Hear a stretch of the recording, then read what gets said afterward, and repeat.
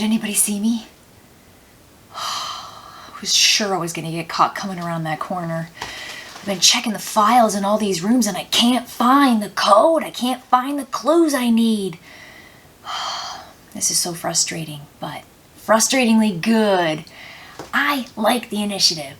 Right now, the team I'm playing with is halfway through. There are 14 missions. We just finished mission 7, and I just couldn't wait to tell you about it. We are doing 2 to 3 missions a night when we play games because each mission takes about 30 minutes. And yes, this is a cooperative game about storytelling, strategy, and code breaking.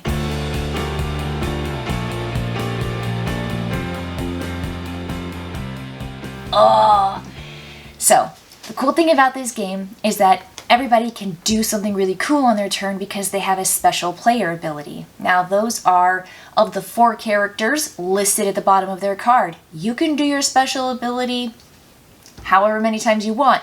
It just costs you a little bit more than doing the 4 basic actions, which are run, gather, intel, and regroup.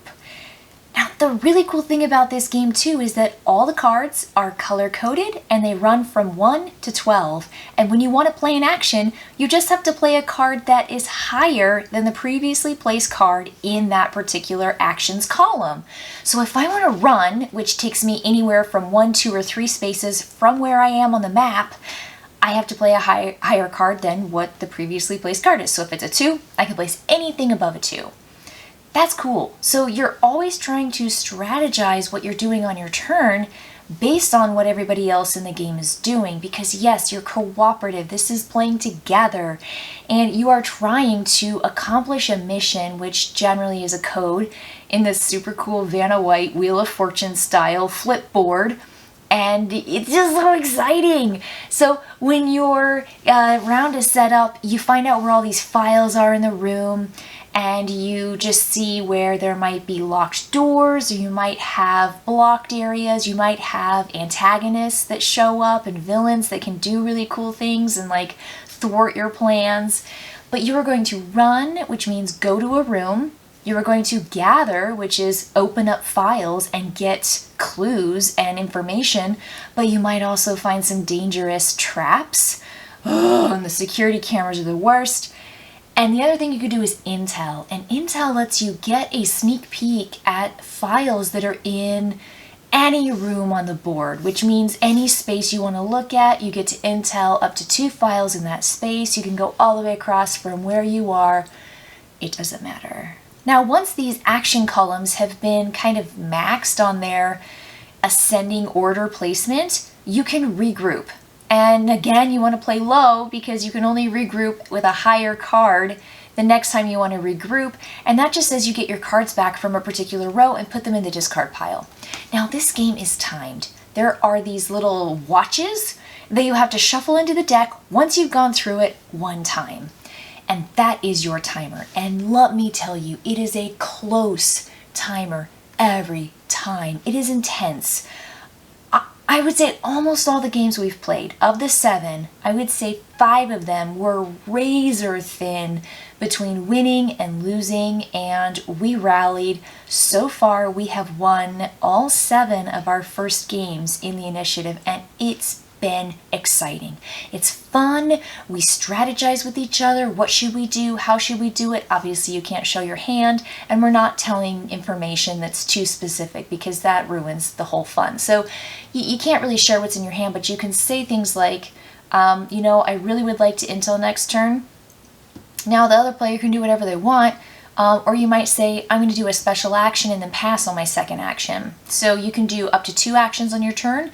You can run, you can intel, gather, you can do your action, you can do just one thing.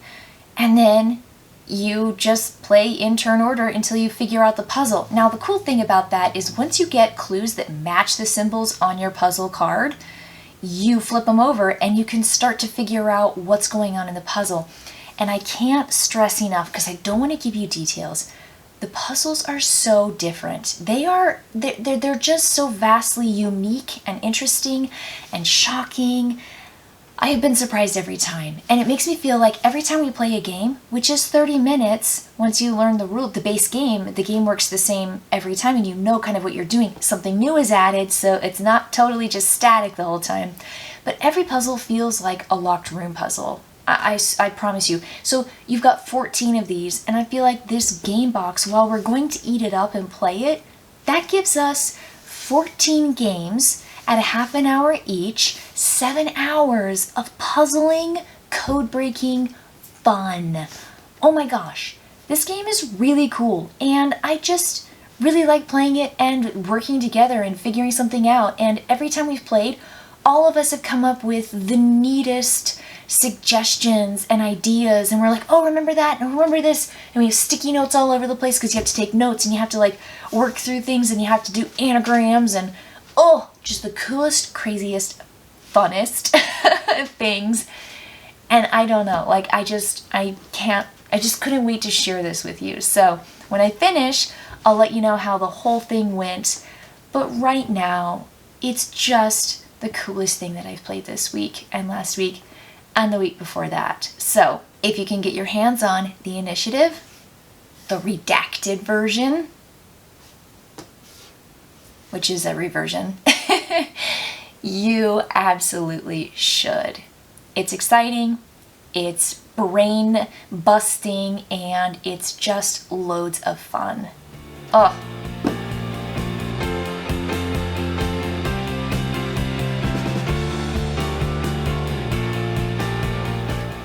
Jenny? Where are you? The fish tank room? Definitely gather. Get those clues. Awesome. Teamwork is the best.